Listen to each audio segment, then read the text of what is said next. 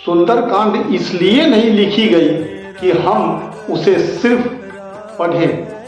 ज़्यादातर लोग सुंदरकांड पढ़ रहे हैं, मगर हनुमान जी महाराज की कृपा तो उस पर होती है जो सुंदरकांड पढ़कर उस पर चले भी, उसके आधार पे अपने आचरण का निर्माण भी करे।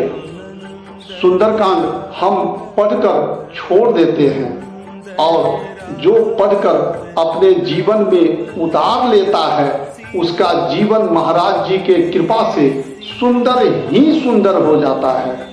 इसलिए सुंदरकांड पढ़े भी और उसके आधार पर चले भी, फिर मेरा दावा है आपको अपना जीवन परिवर्तित होते महसूस होगा।